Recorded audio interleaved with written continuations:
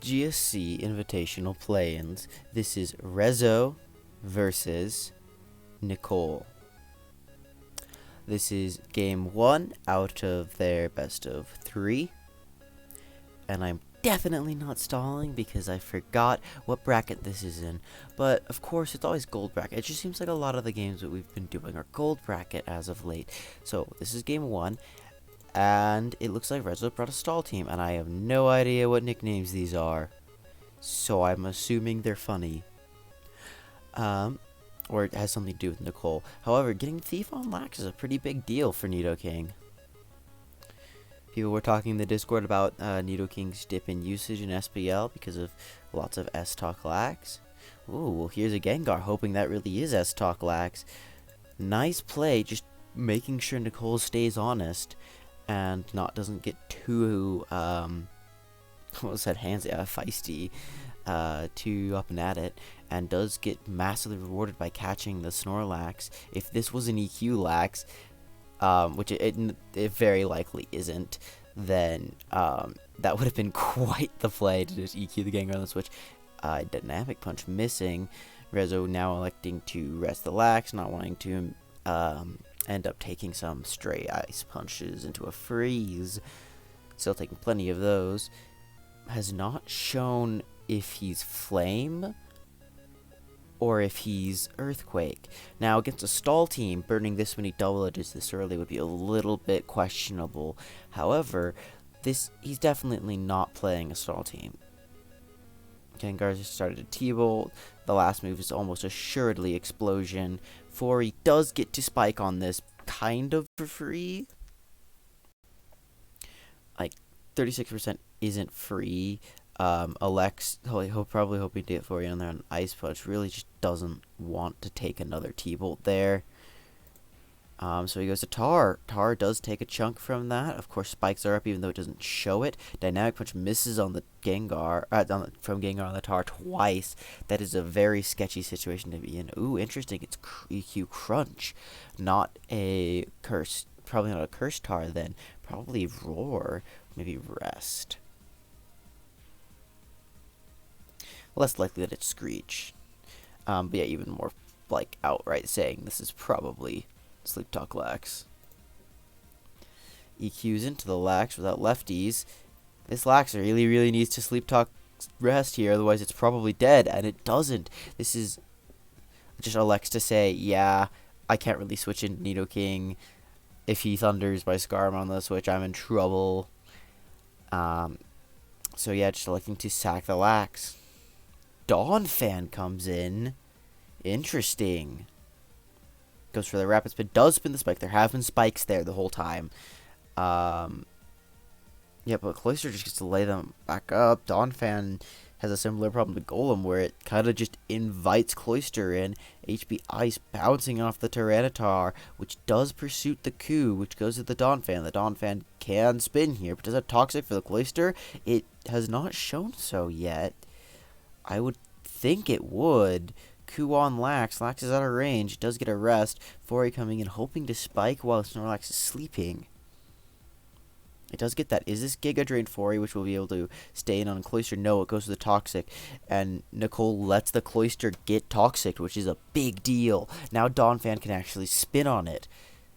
Rezzo's chances have gone way up in this game, but this Snorlax is still very scary. It is a Roar Coup. Interesting. And Nidoking is an HP range. Rezzo does elect to go for it, and HP's into the Snorlax. This Snorlax has not shown Sleep Talk, but it is a Sleep Talk Lax, Sleep Talking Rest. Very possibly another Mono Lax, 2 in 1 game, as this Tar has shown Pursuit. EQ slamming that Cloyster. Raikou coming in on the Explosion. That means as soon as Rezzo spins, it's over for the spikes. HP doing a lot, but not to it KOing. A nice play from the Zapdos saying, yeah, you're going to try and switch in that Tar or that Fori on that HP. This Fori is basically just dead. It's going to boom here. Yes, most stall Foris don't have boom, but Nicole checks for it just in case, not wanting to miss Zapdos Thunder. It was a very good play, because your own tar, unless it's Fire Blast, isn't doing too much here. I guess Surf could put in some work. Surf Fire Blast Pursuit. What the heck? Surf Fire Blast Pursuit Roar, probably. That's so bad. Scarm Whirlwinding and having its fun. This Nidoking is probably in Drill Peck range. Para's big here. Means it is no longer faster than Tyranitar. Pivots Donphan in successfully. Is this a Donphan with a rock move? Oh, just thunders again into the Tyranitar, saying, you better prove your Donphan can hit my Zapdos. Oh, big para on this Tyranitar, though. Most likely it was going for Roar or EQ. I'd say probably, no, I'm sorry, Roar or Rock Slide. Probably Rock Slide, considering you actually don't want to roar in the other two. Really, like, it's nice to roar in Zapdos here. Good Whirlwind. If you got parried there, it'd be a little sketchy. Rezzo's team is getting worn down very quickly. These paras are, this para is not helping. This Lax is getting chipped, though. But is there really anything here that can, stop it? Stop Lax Zap, Slack Zap, Lax Zap. Elects to switch to the Skarmory, saying this Lax is going to wake up before I can drop it. Which it's going to rest here. Is Skarm going to Whirlwind or Drill Peck? We don't know. Double para. Really unfortunate. Donphan on the HP Ice crit. This is over. Very likely so. Yep, never risking Zapdos there. If you, it's just Rezzo can maybe do some miracle with spikes, but he's going to have a hard time killing this Zapdos without Tyranitar, Rock Slides. And he's going to have a hard time chipping down the Snorlax just in general. Tyranitar does come in on the double edge. But Lax is kind of just going to outlast them. It can just try and boost up, but it also can always go to Zapdos. Tyranitar does come in here. It's Fire Blast, EQ. This could be over. Fire Blast or EQ. Or, either or. Rock Slide, though, on the paralyzed Skarm is very scary. Rezzo's just hanging on for dear life.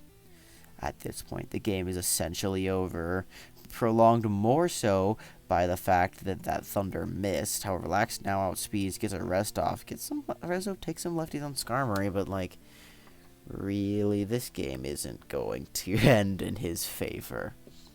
There's really not much except, parring consecutive, crits with your Tara and everything. If you got a crit right there, that'd be really big. That's kind of what you're playing for. Crunch drops. Or just saying, I'm losing too much PP. Ooh, and the Lax gets a curse off. Another crunch. Double Edge does us a decent chunk, and these crunches are coming out. Okay. Tar isn't parried. Does it show its last move being Roar? This Lax can just wall and sit and wall. However, he will probably get to wake up the Skarmory, but knowing that Nicole will try and take advantage of that, doubles to the Tyranitar. These doubles might actually, if you can predict every double, you can actually kind of get some chip on Lax, but the thing is, even then, Lax gets one free turn every time at least Skarm comes in, even if it's awake, because, your only way to damage, you just don't have a way to kill this Lax. In all reality, you just don't have a way to kill this Lax at all. Great, hope for a crit. If you get a crit here, you have some chance.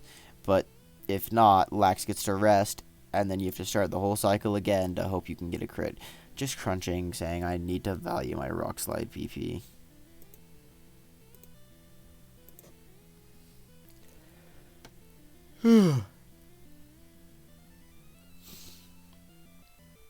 Here's a crit, but not a Rock Slide one. Lax is going to not rest here. Alright. You have 11 rest. No need to get frisky with it, but definitely now is going to rest. Tarrant's going to run out of power points pretty soon. Really hoping for that Rock Slide crit. Not finding it. Getting some it's just not hitting Rock Slide crits. Though it does get to crunch a lot. And eventually, you're going to be forced to go to Skarmory. Then Zapdos comes in. You have to double the Tyranitar on that exact time. If not, you're in trouble. Rock Slide really hoping for the crit. It's just not coming. 7 Rock Slides left. Lax is just crit. There's a crit. There's a crunch crit. Oop, Double Edge is doing a lot, and Skarm hasn't woke. This is really scary. Double Edge is just gonna knock everything down pretty quickly here. Oh, and the para's brutal, because you do crit this turn, you do probably drop the Lax if you Rock Slid. However, Alex to open himself up to one more crit. If it was a Rock Slide crit, he would have died. He would have had to dodge some thunders, though, or like whatnot, but yeah, it's over. He'd have to dodge 12 thunders and like 8 fire blasts, and assuming it's fire blast Tyranitar, it very well might not be. But anyhow, going on to game 2, there's an Eggy and a Cloyster lead. If Cloyster's Miracle Berry, it might just stay in. Eggy is likely not clicking Giga Drain into a Cloyster because you don't want to Giga Drain into a Zapdos. Psychic is a far more fun move, and this is either saying I don't want to sleep Zapdos, I don't have sleep, or just I want to save sleep to sleep something later. It's saying sleep is the most predictable move here, and it's really well rewarded with a Psychic Spadef drop. It is HP Ice Zapdos, but dang, you're taking damage. You're going to be at least at minus like 50 if you rest here, and then you get 2 turns of sleep, but you're electing to keep the super low Zapdos, hoping that it will be able to rest off later on. But however, this Eggion is on a mission. It is anti-electric out the wazoo. Does it boom here, I wonder? Because you kind of forced to rest. Alright, nope, this egg is content to click Psychic. No need to get particularly aggressive with it. Your balls in your court. You're putting Nicole on the back foot. It is HP Water Coup. That's really good for you. And your Psychics are just hitting things hard.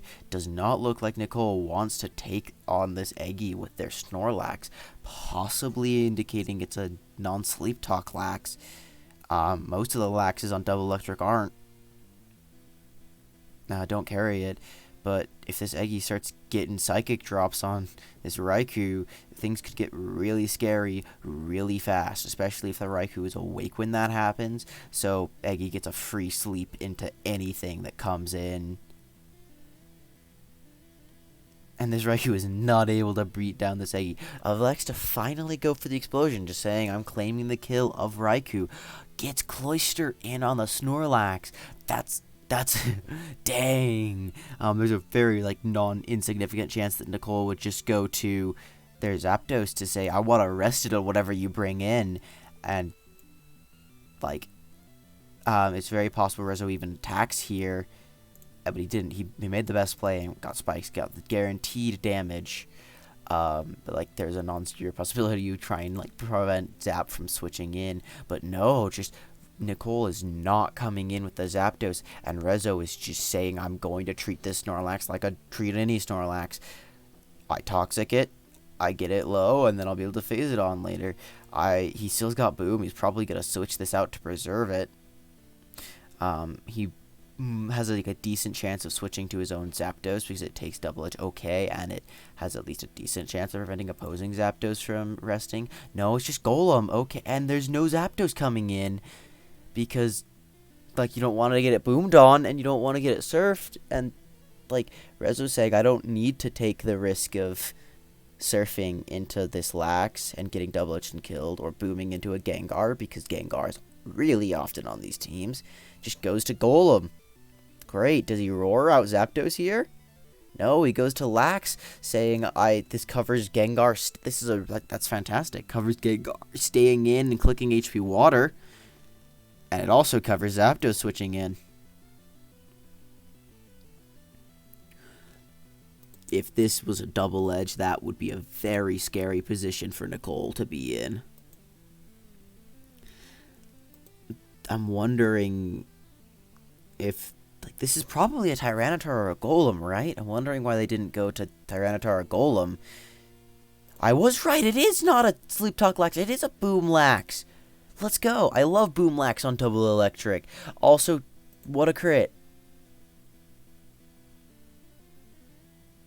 Self-destruct, go brrr. Rezzo does win this crucial speed tie. It is Golem. Okay. Yeah, it makes sense. You just really wanted to take out that, you really wanted to take out their Lax so that your Gengar or your Zapdos could win. I get that. Gengar still could just win, especially if it's HP Water. I'm going to go back to this turn to talk about the next one. This is a really nice Golem EQ. You survive HP Ice. And your Boom is fairly telegraphed here. So EQ covers the other two revealed options of Cloyster and Golem. Probably covers whatever's in the back, which is a potential Espeon, Alakazam, Vaporeon. Also, I'm missing one more. Jinx. Gengar. You got a Coup. I don't think this is a Coup, though. That covers it very well. Tar. Houndoom. It's not going to be Houndoom. But it also drops Cloy, and he gets massively rewarded for it. That's one less really scary Boom. It is a Vappy. Yeah, nice. Vappy is pretty darn scary here. If this Gengar goes Boom, it's an awkward spot. Yeah. Okay. So if Gengar booms on Vaporeon, then Vaporeon... wait, no, it lives barely, right? Okay, I don't want to do the calc right now, but Gengar, let's just say it boom crits and kills Vappy. The game state of Zapdos and Golem versus Cloyster and Golem sucks. It's just not fun for either player. Zapdos almost certainly is going to be sent out, and then it's probably Golem that gets sent out. And what it is great. Does Golem click EQ? I should HP Ice. Does Golem click Boom? I should switch to my Golem. And it's just happy fun times for both players. And then you kind of got to call that right. You got to make multiple calls in a row. Oh, it's awkward. Yeah. Well, I'm glad it's not that 50-50 in late in game state. Oh, by the way, crit boom. Haha. See? Yeah, Cloyster gets to come in here. And it's no way it's clicking boom there. Like, that's a crazy town boom. If it does click boom, Rezzo wins. Vappy kills with Surf. So you can't click boom there. You have to boom on Zapdos with Golem. See, this is why I don't like that Gengar boom. Like, you're fishing that it hits Vappy, and then you're getting into, like, a 50-50 game. I think you really want to just click, like, an attack there. Or maybe you do. It's a scary spot, but regardless, Rezzo is basically won. Yeah, you've got to, even if, like, Thunder misses, you're still not favored to win. You still are barely favored to win, actually. You are favored to win, because Golem's so low. But yeah, Zapdos has to miss Thunder there, and it doesn't. So, on to the last game in the set. This is another Cloyster lead from Nicole into a Nidoking. It's going to switch out in fear of Thunder. Nidoking does actually go for it. Does not go for your Thief or a Lovely Kiss. And it switches out, saying, I don't want to take the HP Ice or Water. Going into the Snorlax. Do we see a Cloyster switch in and a Zapdos switch in? No, we see a Cloyster and a Nidoking switch in, because if Zapdos stays in, it's going to click Thunder.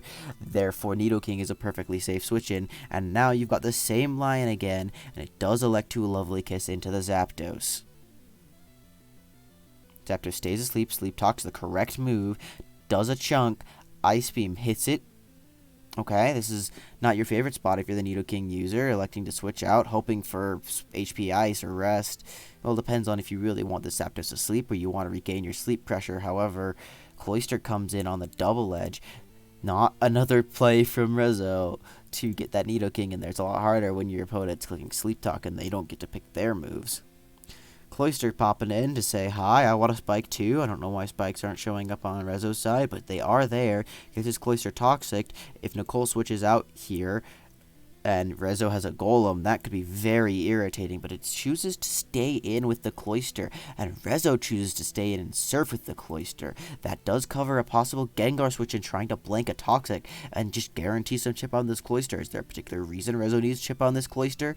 Nope, he just goes for a Toxic now, saying, yeah, I want your cloister to get worn down over time, not going to let you infinitely spike in front of Golem. Does boom into the Gengar. He's saying, because if you stay in and click surf, it's like, and they click surf, you're almost at no HP, and that brings you the problem of your boom is extremely forced, and you might even just lose the speed tie if you call it correctly, but Nicole makes a great play, and goes to Gengar. Rezzo's one boom down, but there is an Alakazam. Interesting. Alakazam, Thiefless, Nidoking. Yep, there is no... This Snorlax is going to be a strong... check. Lick's coming in. Double edges the Steelix. Looks is in an interesting spot here because, like... It technically checks Zapdos and Gengar, but, like... doesn't love switching into either of them too much, especially if it's HP Water Dose. It isn't. It's not gonna be, I think. Pretty sure it isn't. 75%. Cloister is not something you want to roar in, but Rezzo stays in on the boom, so Cloister probably trying to hit a Zapdos here. Booms into the licks, does 32. Oh, is this the same team?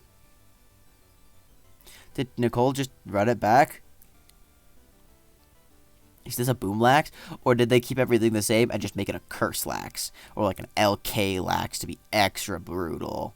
That's the type of mind game I can get really behind. However, the revelation of a Raikou poses a significant problem for Rezzo and his ability to click Psychic and win. It's possible his Lax is Boom, but it's most likely Sleep Talk. That Thunder Parrot is very valuable here. Lick's assuredly is a boomer. We know the Nidoking set. It's going to be EQ last. We don't know exactly what kind of Zam this is. This Zam very well could be HP Fire Encore. It is HP Water Zapdos catching the Golem on the stay in after it spins. No, not after it spins. Sorry, Nicole doesn't have the spikes on there. It spun away the spikes after the Cloister boomed. Correction. The Golem staying into Roar or Boom. Which is, like, Nicole really wants this Zapdos gone. Or maybe it was possibly a Roar there. Like, roar out the Snorlax that's coming in to take on a Raikou, to prevent Raikou from resting up. However, Zapdos but to this game state, Zapdos takes this chip on Lax. Oh, that would have been such a really, really good position to be Rezzo, if you hit that Thunder. I would assume this is actually just the same team from Nicole. The way that they're not resting here, they're clicking Double Edge, it heavily suggests that this is still the previous team. This Snorlax did not reveal Fire Blast, but there is a significant chance of it clicking FB here. But Leaks might be... Nope, okay. Yeah, so... It's possible Rezzo was thinking, okay, this is your last team, so you have probably Fire Blast, so you're probably going to Fire Blast my Steelix. At least that's what you are thinking me to think. So I'm going to EQ your Gengar as I boom, as you think I'm going to boom. Or I'm just going to get chip on the Lax. I think the former is less likely, and the latter is more likely in what Rezzo's thought process is there, but it's very possible he was thinking about both. Regardless, Nicole goes to the Zapdos. Nidoking does have its lovely Kiss Pressure reset. That could be very valuable here. Lick just roars out the Zapdos, finds the Gengar. Ideal targeting. EQs into the Zapdos. Helix is healing up. Zapdos, HP iced. I knew it. Into the licks. Takes it nicely. Though this roaring without spikes isn't doing much. Oh, it's Thief Gengar. Right?